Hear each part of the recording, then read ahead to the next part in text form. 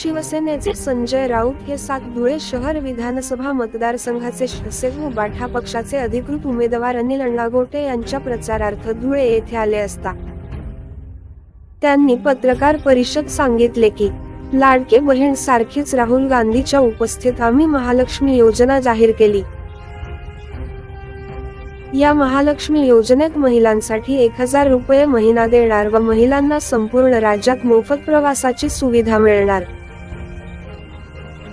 इतकेच नव्हे तर राहुल गांधींनी रोजगारांना 4000 रुपये प्रत्येक महिन्याला देणार, जोपर्यंत नोकरी मिळत नाही तोपर्यंत 25 लाखाचा हेल्थ इन्शुरन्स आणि 3 लाखापर्यंत शेतकऱ्यांचा कर्ज माफ करण्याचं गॅरंटी असे 5 गॅरंटीचे राहुल गांधींच्या उपस्थित जाहीर केले। तो बाळासाहेब ठाकरे पक्षाची मुलूक मैदानी तो आपल्या पत्रकारांपैकी एक असणारे रोखोक संपादक माननीय खासदार संजय राऊत साहेब यांचं या ठिकाणी आगमन झालेलं आहे। साहेब आपण काही 2-3-4 महिन्यांपूर्वी देखील आपण धुळ्यात आला होता आणि आपल्या पत्रकार संघाच्या पत्रकार भवनला देखील आपण भेट दिली होती। ही मुद्दाम आठवण या ठिकाणी आपण करून देतो। आज धुळे जिल्हा मराठी पत्रकार संघाच्या वतीनं साहेब या धुळे महानगरात आपलं हार्दिक स्वागत आहे।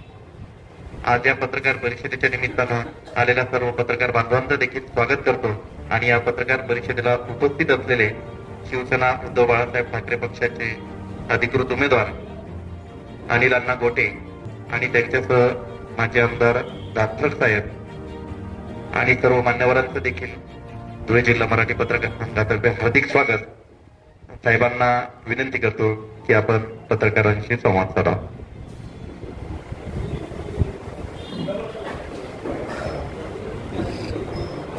धुळे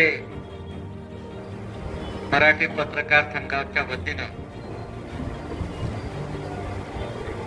आपण इथे मला आमंत्रित केलं आणि मी धुळ्यात जेव्हा आलो तेव्हा नक्कीच आपल्या सर्व पत्रकार बांधवांना भेटण्याचा प्रयत्न करत आज इकडे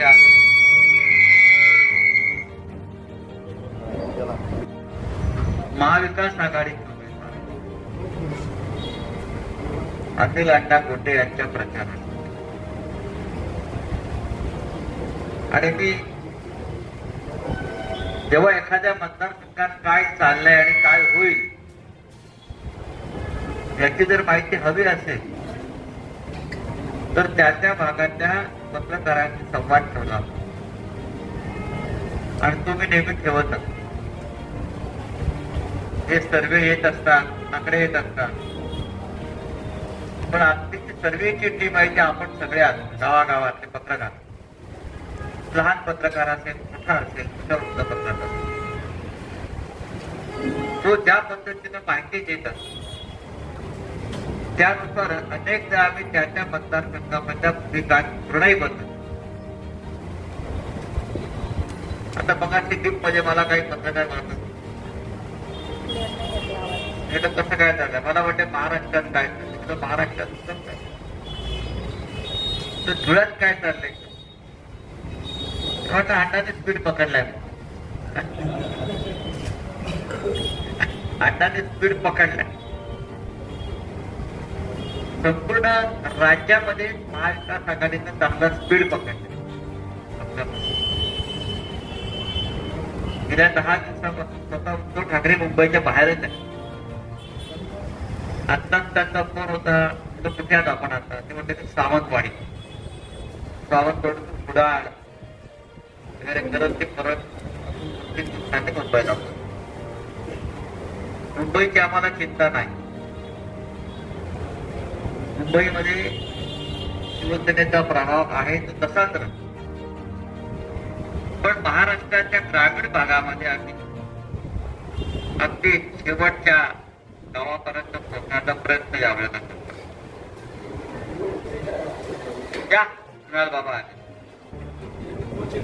आणि आमच्यामध्ये महाविकास आघाडी म्हणून 3 पक्ष आम्ही एकत्र जरी असलो तरी 3 पक्षामधला जो समन्वय आहे तो अत्यंत उत्तम आहे. काँग्रेस असेल, राष्ट्रवादी काँग्रेस, शरद पवार आणि आमचा शिवसेना पक्ष आणि इतर लहान पक्ष आमच्यामध्ये उत्तम समन्वय आहे. आणि तो समन्वय असल्यामुळे एकत्र प्रचार करणं, एकमेकांच्या उमेदवारांना मदत करणं, जिल्हा स्तरावरती कोऑर्डिनेशन कमिटी आम्ही स्थापन केल्या काही ठिकाणी आणि या सगळ्याचा परिणाम मला खात्री आहे की त्याच्या निकालामध्ये महायुतीकडून समोर नक्कीच आहे. त्या महायुतीचं काय होईल, ते टिकेल की नाही विधानसभेनंतर याच्याविषयी आमच्या मनामध्ये शंका आहे. एकनाथ शिंदे हे जरी मुख्यमंत्री असले आणि त्यांच्याकडे शिवसेना अधिकृत नाव आणि धनुष्यबाण चिन्ह असतं तरी मी तुम्हाला खात्रीनं सांगतो, अजित पवार आणि एकनाथ शिंदे यांच्याकडे त्या पक्षाचं म्हणजे आमच्या मूळ पक्षाचं 2% मतदान आहे. जे मतदान आहे असं दावा करतात ते मतदान पैशाच्या ताकदीवर फक्त विकत घेऊन मिळवलेलं मतदान लोकसभेत सुद्धा झालं आणि विधानसभेत सुद्धा. आणि आम्ही सगळे आपापल्या त्या जबाबदाऱ्या दिल्यात पक्षानं महाविकास त्या आम्ही पूर्णपणे जबाबदारीनं काम 23 तारखेला निकाल लागतो आणि 26 तारखेला सरकार स्थापन. फक्त 3 दिवसाचा कालावधी दिलेला आहे. 3 दिवसामध्ये निकालच 24 तारखेला दुपारपर्यंत येईल. हा महाराष्ट्र फार मोठा आहे. 24 तारखेपर्यंत निकाल पूर्ण होतील. 25 तारखेला आपापले पक्ष त्यांच्या विधिमंडळ पक्षाच्या बैठका घेतील. महाविकास आघाडीची बैठक. त्याच्यामध्ये त्यांचा डाव असा आहे की तुम्ही वेळेमध्ये सत्ता स्थापनेचा दावा करू शकला नाही म्हणून राष्ट्रवादी राजवट लावून टाकायचा असा त्यांचा एक डाव आहे. पण तो आम्ही डाव यशस्वी होऊ देणार नाही. आमची तयारी पूर्ण आहे. आणि शिवसेनेच्या बाबतीत आपण म्हणाल तर शिवसेनेनं मागचा जो आकडा 55 आमदारांचा जो होता तो आम्ही कायम ठेवून त्याच्यावर जास्त जागा घेण्याचा आमचा प्रयत्न. काही नवीन जागा येतील.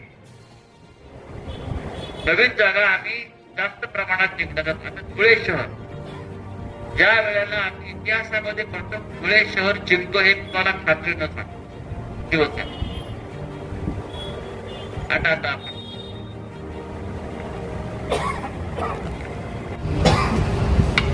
आमच्या पक्षाचे सर्वोच्च नेते माननीय खासदार संजय राऊत बाबा आणि उपस्थित पत्रकार बंधू, तुम्हाला माहिती आहे पंचावत्तर अतिशय कधी कळत नाही. माझ्या निश्चित जास्त ते बोलले मी आज तुम्हाला निवडणुकीचा निकाल बघतो. 50,000 मतदारांपेक्षा सरकार निवडून येणार आहे. महाविकास आघाडीचा उमेदवार म्हणून मागच्या वेळेला मी तुम्हाला सांगितलं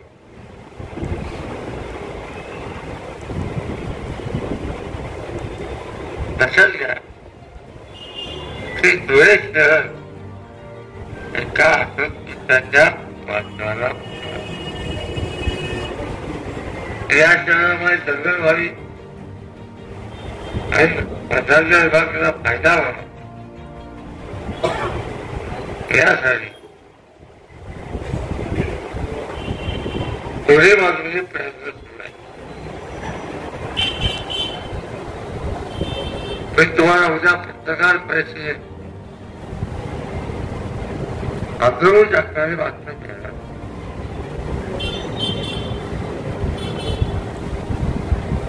उद्या 11 वाजता तुम्ही या कार्यालयात त्याचा तुम्हाला आज महापालिकेमधला भ्रष्टाचार तुम्हाला सांगायला नको. 500-550 कोटी रुपये खाऊन गेले. ते पैसे आता येतात त्या शहरामधल्या भ्रष्टाचाराला कोणती आवाज पाहिजे. आणि शहरावर दुर्लक्षित लक्ष करून 5 वर्षापूर्वी तिथे आम्हाला शांत हा माझा अजेंडा आहे. बाकी तुम्हाला पंचायतनामा दिलेला आहे.